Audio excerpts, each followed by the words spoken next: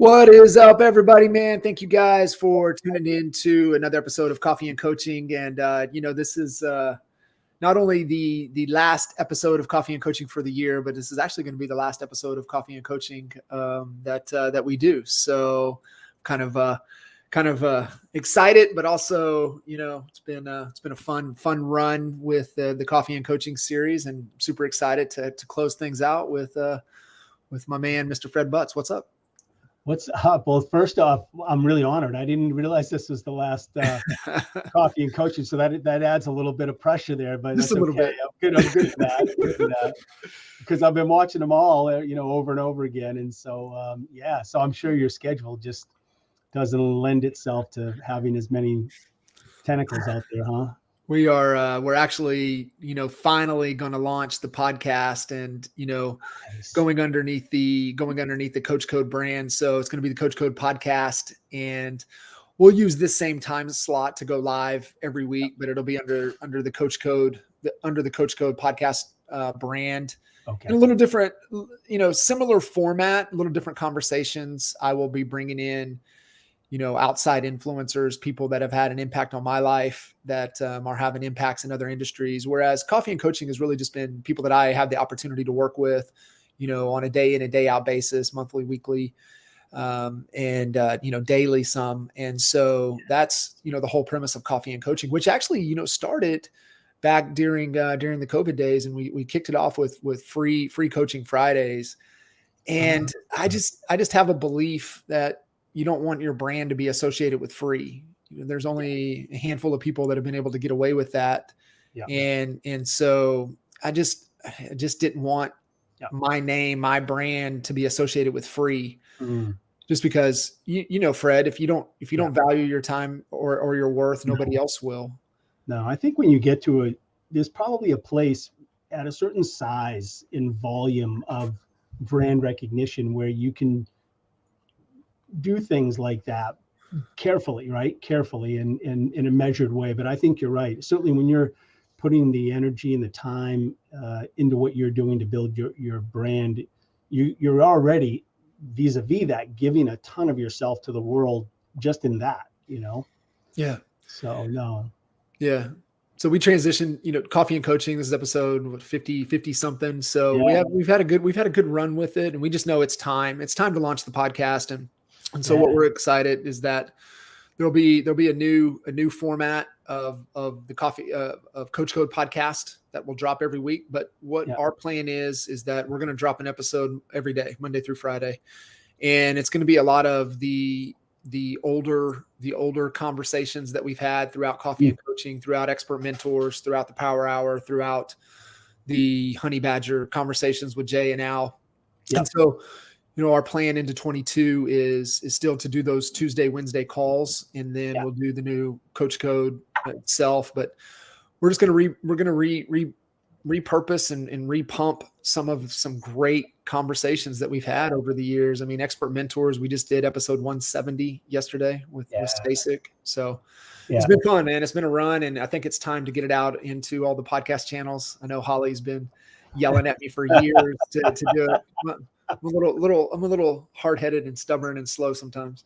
Yeah, aren't we all sometimes, aren't we all? So Fred, we've known each other almost a little over a year. Yeah, a year and a few days probably. Yeah.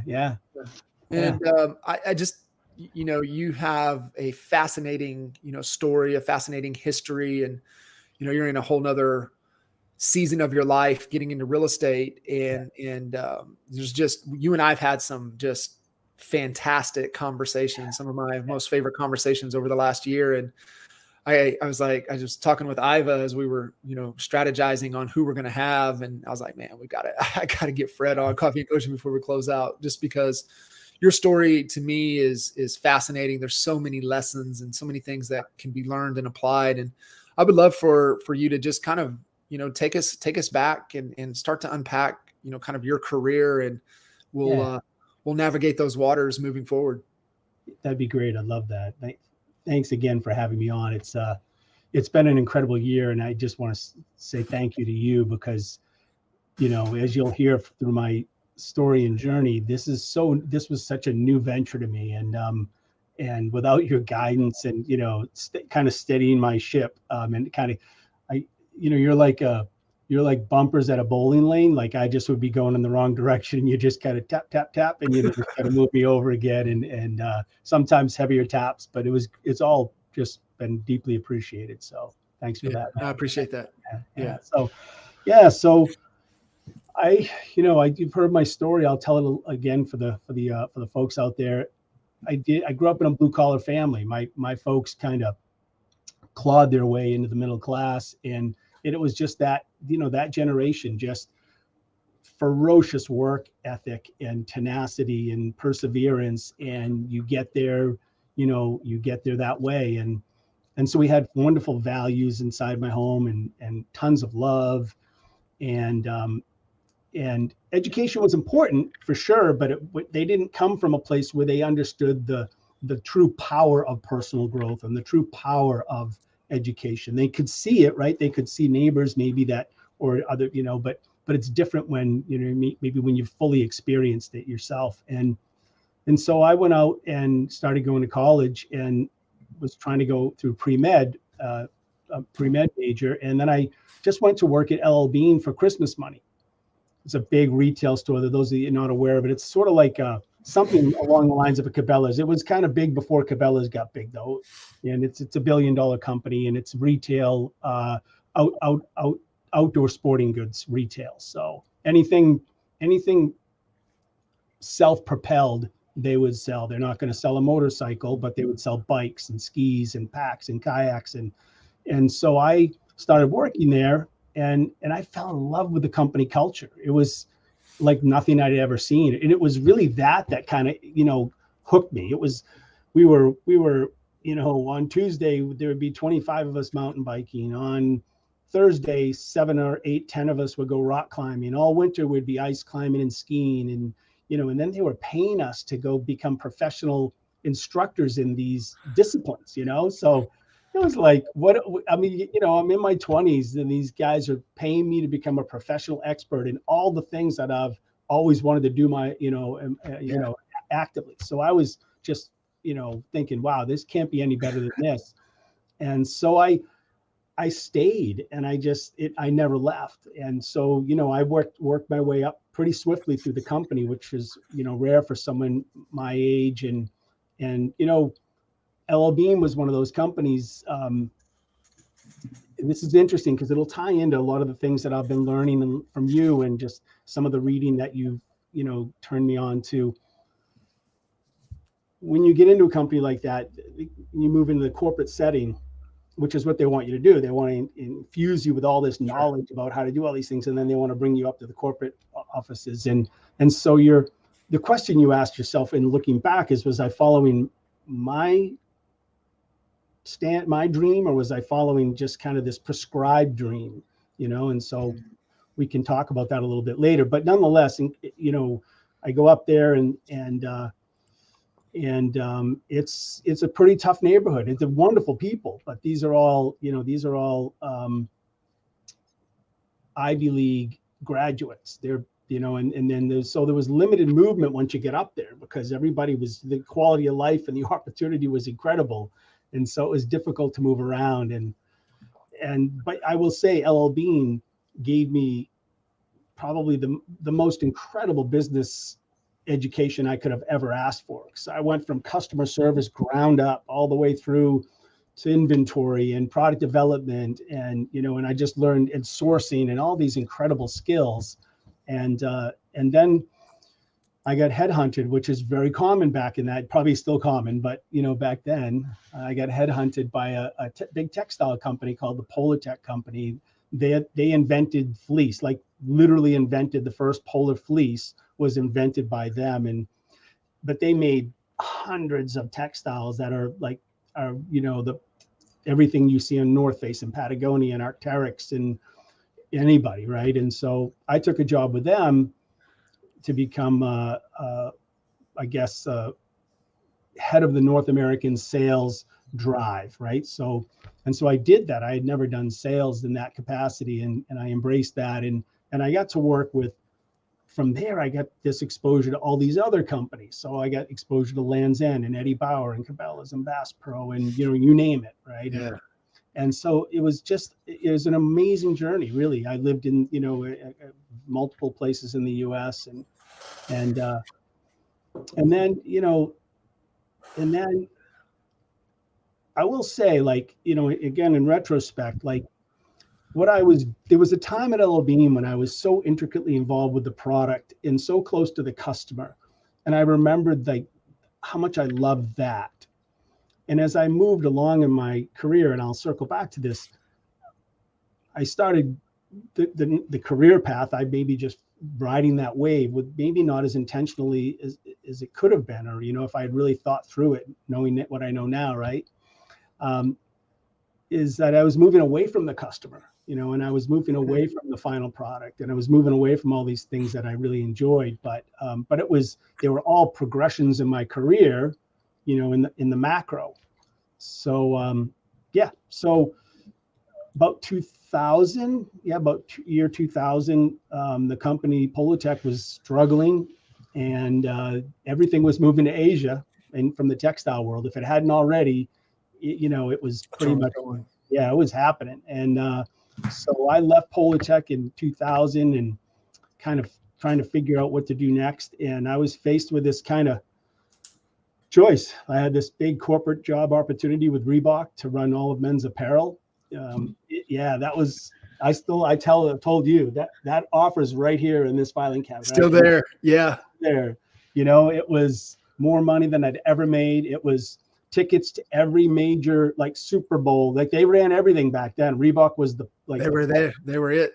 You had front rows, 50-yard line seats to everything, you name it. And admittedly, candidly, looking back, and even in the moment I knew it, I'm like, this could be over my head, this job. And I told them as much, and they're like, we think, we believe in you. We know you can do it. And so I was looking at that, and then there was this startup opportunity.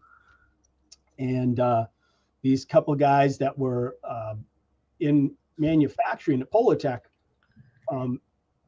were trying to get a startup off the ground, but they just didn't have any traction. They didn't have someone that was industry facing like I was. I had spent by that time 20 years in the industry, and so I chose the startup. I thought, wow, that Reebok's not going anywhere. It's going to be there, And so this is bootstrap startup. From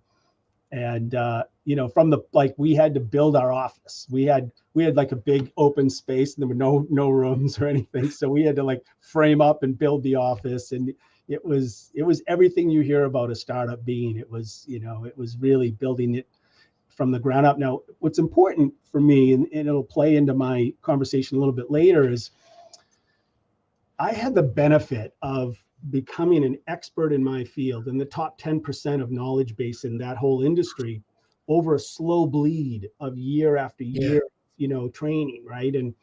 And so even when when I jumped into the startup, I knew what to do. I've been doing it for 20 years. It was just okay, I know what to do, and this is what we got to do, and you'll hear this. We'll circle back to this when we start to talk about real estate, which is the chapter I'm in now. So that startup took off, and about 2002, I had to move to China and live there with my wife Elaine, and I was setting up all the infrastructure and partnerships, and that was, you can't really ask for a more comprehensive education in building relationships when you have to go to another country, when language is a barrier. Yeah. And communication is much more, difficult, doesn't even sum it up.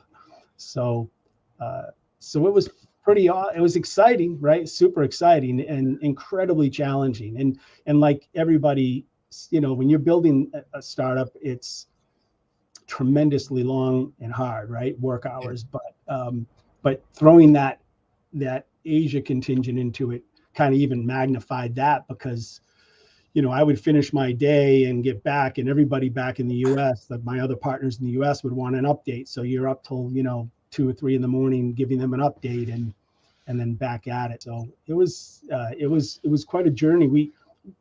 We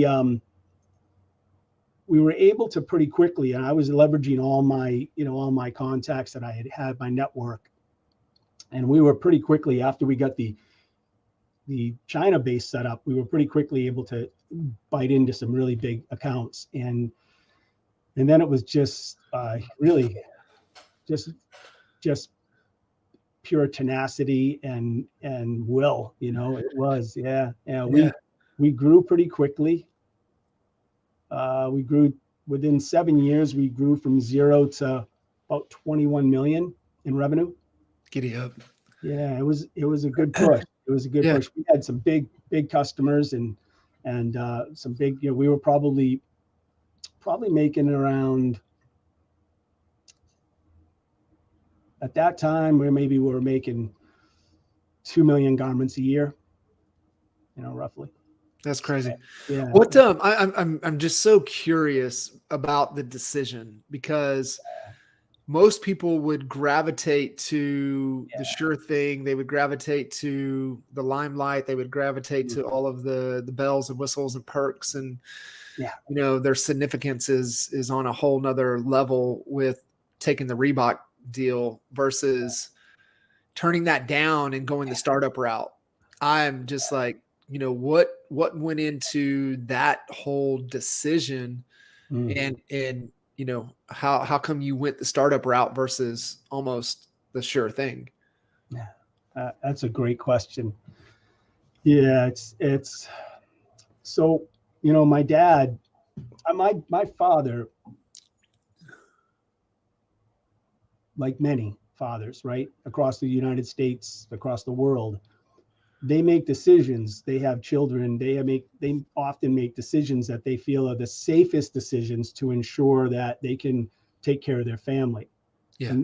And there's no doubt in my mind, knowing my dad, he's not with us now, but that he had the ability, if he had ever leaned into sales, because when I tell you everyone loved his same name as me, Fred Butts, we called him Freddie Butts. Everyone loved my dad. Like, you go to the grocery store, you couldn't, it's a small city, but it's a city. And still everyone knew the guy, and they just loved him. And it would have been a natural place. But I remembered him telling me, geez, sales are great, but if you're on a commission, you can't really count on that check. And, from the generation he came up with, he could have never foreseen the variable. He's like, what I'll do instead is I'll work 100 hours a week, and I'll guarantee I get the money and get my family to where I want them to be. I can't have any kind of variable there. And so that was always banging around in my head, and probably created some limitations, Sure. And so when this came up, it was that, well, I just came from a place where I felt, as I moved up through the company, I felt a little boxed in at the end there because of just, where I was at, like the people that were within the company, wonderful people, but I felt boxed in, and Reebok seemed to be offering something similar. It's an incredible job, but it seemed very similar to me, and maybe I had, I also worked with Nike on new innovation when I was at Polotek. So I had been exposed to these bigger companies and understood the value and the power of those big companies, but I was less enamored by them because I could see and worked with the people inside the company, and you can see a lot of the challenges that those folks face inside those environments. Did you feel you were going to lose some creativity? Flexibility, creativity, just in being able to. I could almost feel this, like what you were saying right there. It almost feels like the handcuffs are being put on you in your thinking, and Right. there's certain constraints where Yeah. getting into the startup space, it's almost you get to write the story. There you go, John. That's really it. You don't. I don't know if everyone feels this way, but I think most entrepreneurs feel this way, right? They always feel, before they were entrepreneurs, if they did other things before, you're always feeling like there's something else. There's got to be, I could do that, or you have an idea that just doesn't end up coming to fruition because of X, Y, Z within a corporate structure, and then you're like, well, that shouldn't have been that complicated to see the value in that, or then it comes out later and it's someone else's idea later, and I just felt like it was a pivotal time in my life. I was in a good place, and I thought, if I'm ever going to do it, now's the opportunity. Did you feel too that it was going to put you back on the front line, back in the trenches, back on the front line, closer to the consumer, versus how you had been kind of pulled away from that the previous years? No, that's a great question. Well, time out. It was going to put me closer to a business-to-business customer, but it wasn't going to put me closer to the consumer. Actual consumer. Consumer, right? Yeah. And so, but I was all caught up in the idea of, like, you know what? I know how hard I work, no matter who I'm working for or what I'm doing. And so I thought, now's the time. I should go. I've always had this feeling inside, like I wanted to do something on my own. And I was never, candidly, I was never brave enough. It was scary, but I didn't come from a family of entrepreneurs, but yet I could feel it inside of me. There was this thing like that I couldn't quite put my finger on. And when the opportunity presented itself, I deliberated, but it was, I think inside I knew I needed to try. I needed to take a swing at this thing, Yeah. Let's fast forward to kind of how, that came to an end, and how we ended up into this, like you said, this next chapter, which is now real estate. Yeah. So as a precursor to the conversation we just had, it's important to know that, like, I had built homes when I was a young man, and I loved it. I loved real estate. I loved homes. I loved construction. I loved everything about it. And so as I moved through my career, I was always looking at real estate as with deep passion. And so I would go to a place and need to buy a home, and then I would sell it myself, but I would buy very specific homes, and I was turning like significant profits. So I did that all through that whole journey to the, probably sold over $2.5 million in real estate over that career of mine, wherever I moved, making a ton of cash on the way. So that was always percolating in the back, but it was just, it was more of an investment thing than it was anything. And I did it on the side type of thing. So my company continued on, grew to, offices in China, Vietnam, and the US, and making about 3 million garments. But by that time, now I'm into the 2016, 17, and I'm realizing, like, this was never part of my master plan. I didn't grow up going, I hope I can operate a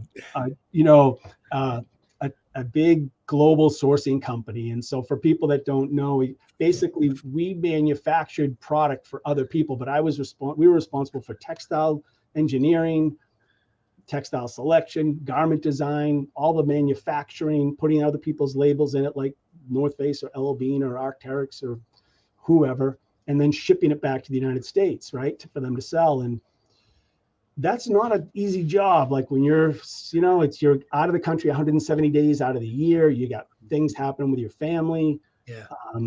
It's factories that are 130, 120 degrees, literally, inside. And It at the same time, I'm super blessed and super grateful for that part of my journey. Sure.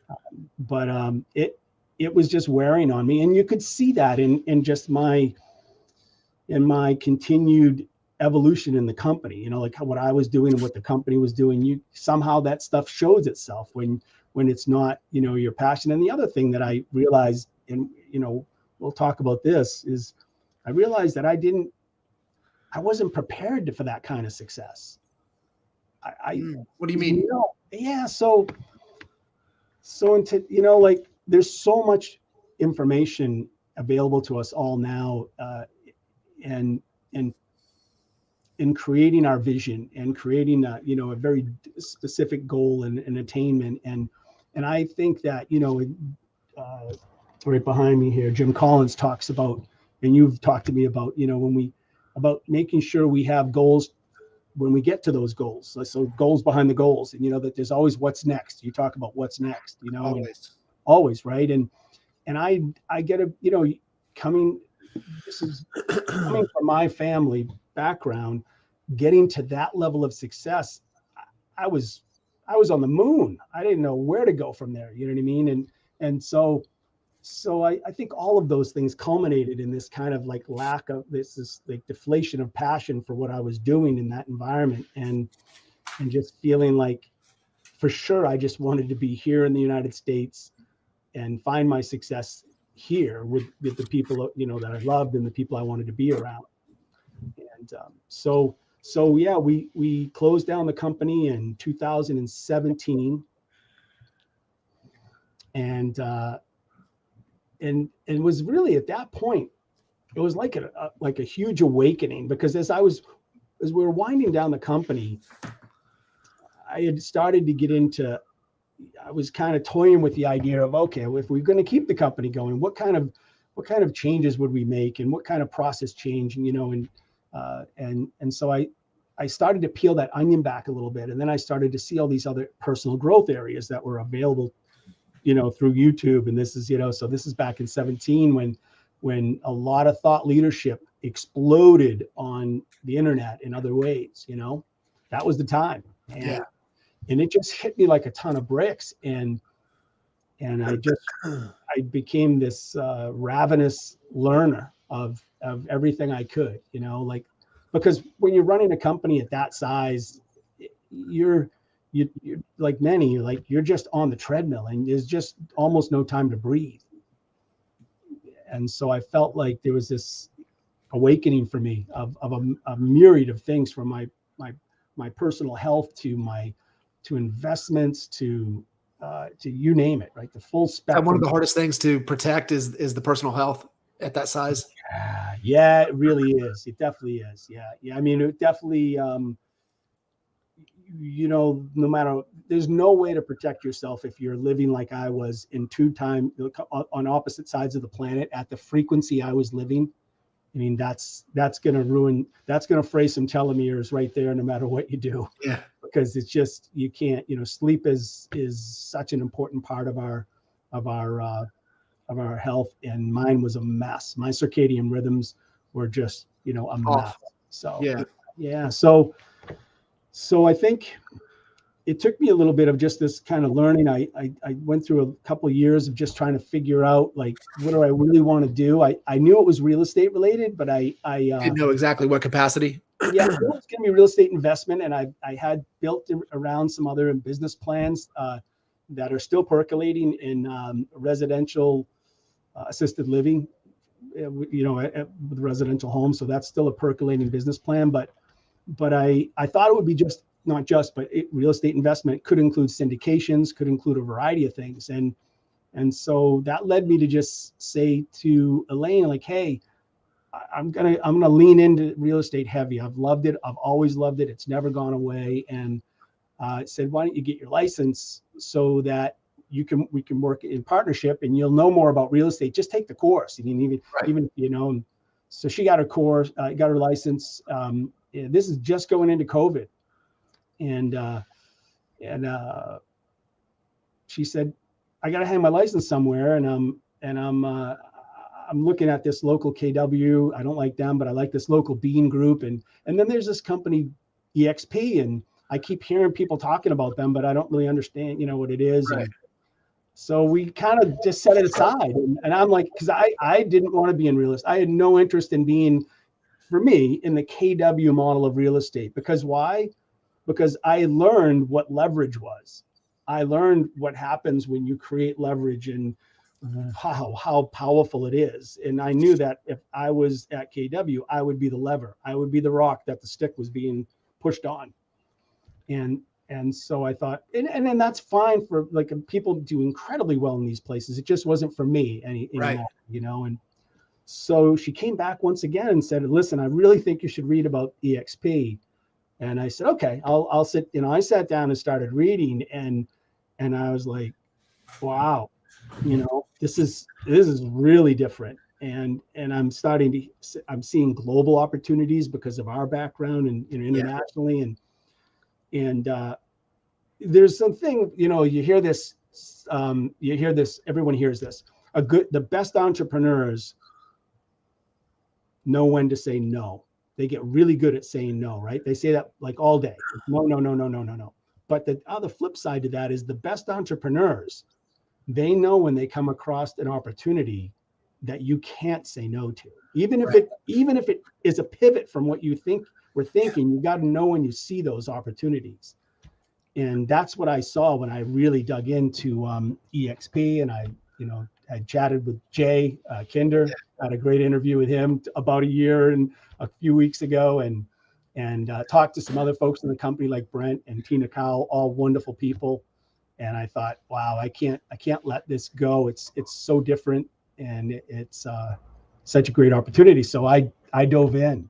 I pivoted and dove in heavy to real estate. And to your point there, talking about when you see something and know when to say yes, I think the best entrepreneurs see the opportunity solves a big problem, and that's where the real entrepreneurs lean in, and they see how whatever it is, how it really solves a real problem. And most people aren't even aware that there is a problem. So they can't even see opportunity because they're not even thinking about what this really solves. Yeah. And it solves a big problem. And it solves a big problem in that, my belief is that if you have a team and you have agents, you want, and you say you want to pour into them and provide as much value and resources and leverage to help them have a fantastic career. And I believe that you have to look at it. What it solves is a real exit strategy in an industry that doesn't have one. Right. That's what EXP does. Yeah. It's interesting you say that, because I was along that journey from 2017 to forward. Well, prior to 17, I had built a company with a lot of employees, and I think that there's really, truly, I say this with the experience, there's not a lot that's more gratifying than having someone come into your company and being a part of building their education and their knowledge and their ability. And then, even though you can't keep them because you don't have a place for them, and watching that bird fly out of the nest and just go do incredible things. And that's a great feeling, it's super rewarding. So rewarding. And so I coached a bunch after I closed my company. I consulted, which led to coaching. And I really I love that. So as this EXP thing came up, I thought, wow, it could be an opportunity here to share a lot of what I'm learning in this, this awakening of myself and my personal growth, and creating opportunities for people to be their best selves in a variety of disciplines, their physical self, their emotional self, their financial self. And I don't mean just making money. One of the things I realized when my company became really, successful was I didn't know how to, like, it's what the old adage, it's not hard to make money, it's hard to keep your money, and it's true. It's really true. And there's nobody in this, like, I'll tell you, there's nobody, very few people that will take care of your money like you will take care of your money. Right. It's just Absolutely. it's just not the way it is. And so there's all these places that that I thought, and when I coach folks that they see great value. And so it was just natural, like, wow, this EXP is so growth oriented. Their mindset is all about growth. It was just a natural place to go. And it's been, I will say this, it's been quite a, you talked about it earlier, right? It is very uncomfortable to go from the top 10% of your industry to the bottom 10% of another industry in knowledge. It is very uncomfortable. Humility. It is really, like, Humility. it is. And like, isn't at any time, in your head, you're like, there's a comfortable place right back there in that industry, because I could just go fill out a few applications or make some phone calls and I'd have a job at Nike or whoever, doesn't matter. But it's, you got to believe that you're doing now, now all of a sudden I'm constructing my future, and I can see where I want to go, and I have to be willing to make the sacrifices to get there. Yeah. Most people won't, right? They've had such a high level. And this is one of the things I've, really enjoyed about us working together, and it's just the humility and being humble enough. You have so much competence, business competence that most people will never have the opportunity to gather. And it's still, how do you then, apply those business skills and, dig in on marketing and branding to create opportunities to be able to then, from sales, get it to the closing table. And so, yeah, it's a process. It's a lesson in patience. Yeah. I will definitely say that. And, you attacked this very strategically, very thoughtful, very methodical, and, being able to go the direction and yeah, stay the course. What for you, coming in to the real estate space, residential real estate space, what were some of the big changes, just things like, I didn't realize that, or, just any big ahas that you've had since, kind of transitioning into this next chapter? Yeah. This is going to come as no surprise to all of us that are listening, all the folks listening. But, I really didn't understand any of the acquisition. Remember, I came from a complete business to business, a 28-year business to business world, right? So I was not prepared, and I didn't understand. Like, I got my license, like, and I'm with EXP. Like, okay, where are the leads? Like, where's the business? Like, who's the, where's the customer?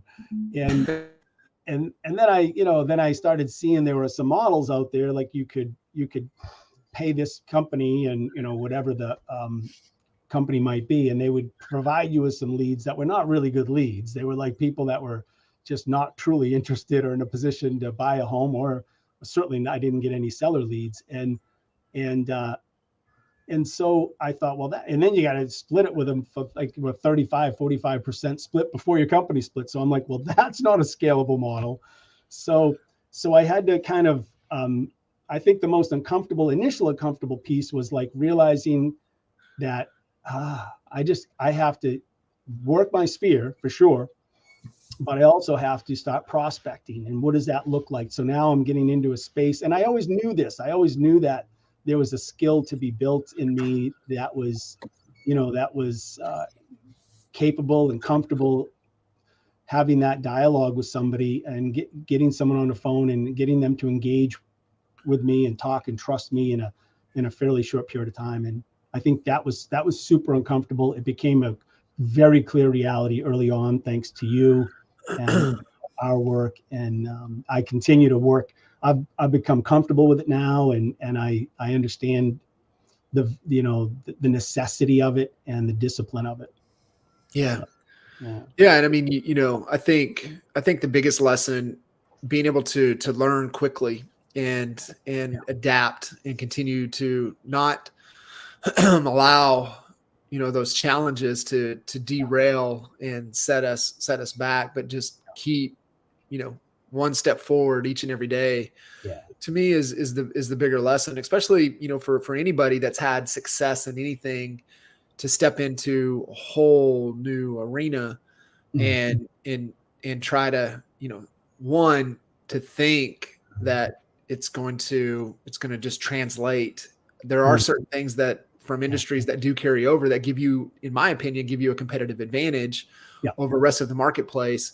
It's just trying to understand, your ability to acquire opportunities and apply. And so that's to me is the big piece that, absolutely, bring all of the, 30 years of, knowledge that most people will never be able to have. And how can we apply that into your model moving into what it is that you're trying to accomplish?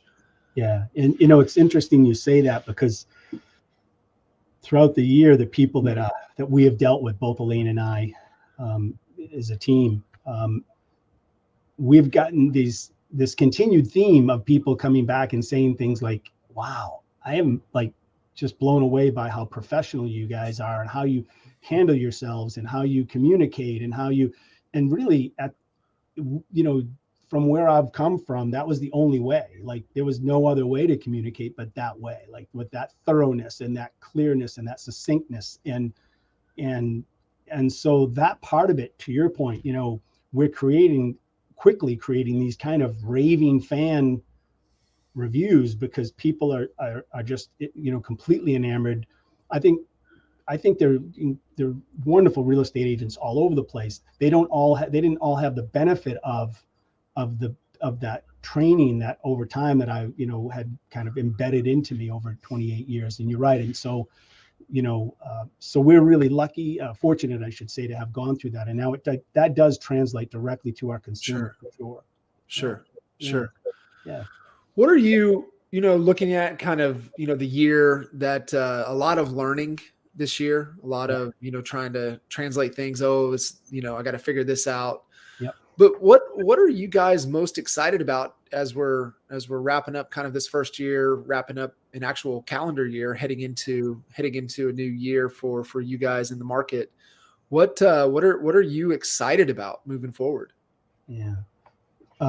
So yeah, this last couple of weeks I've been spending time on my goals for next year and what really we're excited about. I think first off, I'm feeling really good about production. Like I said before, we want to pour a bunch of energy into production. And I just mentioned to you before we started the call that I expanded my license up into the state of Maine as well. So that kind of gives me a belt from the town I live in Portsmouth, all the way up to the city of Portland. That's the whole coastal section of southern Maine and New Hampshire. So I think from a production standpoint, we're really, how do I say, like, I get it now. You got to go through, right? It's baptism by fire. Some of it, you got to go through it and trip and fall and get up and then, you figure it out. And I'm feeling really confident in the processing part of it.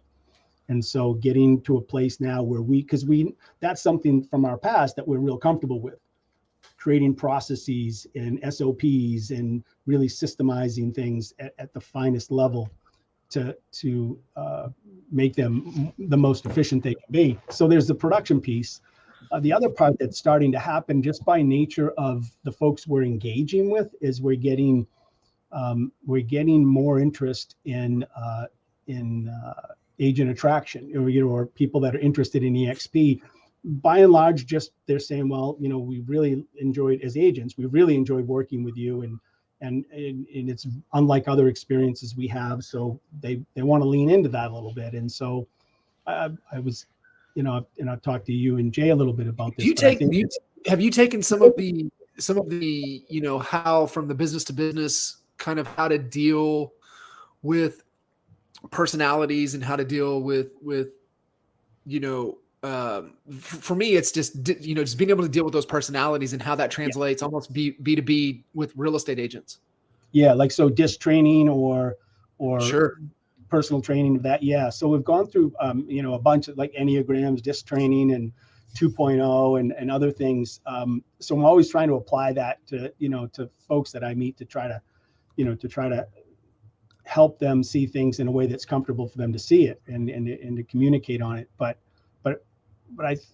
with our situation here is, as I've mentioned to you before, that we have a township, right? And then this fair amount of real estate that runs up on the coast. So the price points are pretty strong.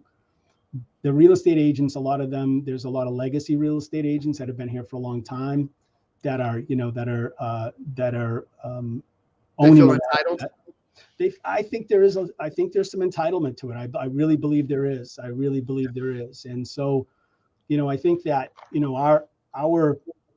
our mission at One Revolution Realty, the company we've formed, is to improve lives through property and planning. And right, that mission is about improving everyone's lives. It's improving our agents' lives in a way that, so we're looking for agents that are almost like EXP, that are looking for that growth opportunity and helping people. I can tell you unequivocally that 80% of the agents in this area do not make one cold call, not one. So would they like to? Are they intimidated by it? Absolutely. And so I think there's a great opportunity to kind of start to build something in this area that is, much more collaborative and much more inclusive. I don't think I know that in this region, real estate's not very collaborative. No, typically in most areas is not.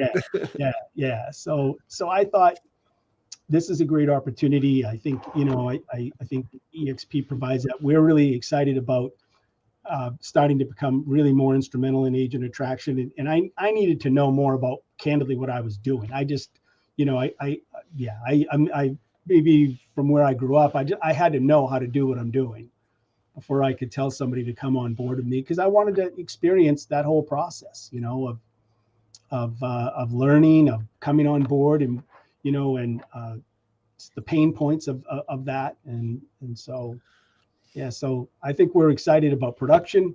We're excited about really about leaning into agent attraction and continuing to, of course, work with you and Jay and the Honey Badgers.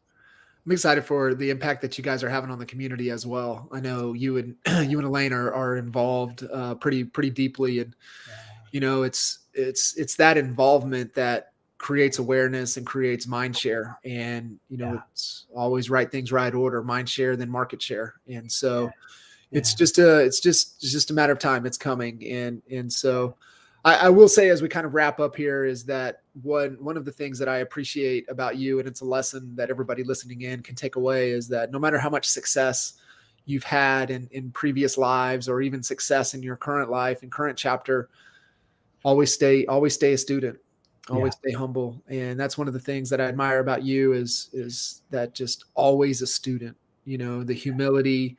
And that's what Adam Grant talks about, and the difference between an armchair quarterback and imposter syndrome is that it's the humility that keeps the balance. And when you stay a student and you stay humble, you'll continue to progress past everybody, and it's just a matter of time. And so, Fred, I greatly appreciate you, and it's been a fun ride so far, and I know we're just getting started. So look forward to the future.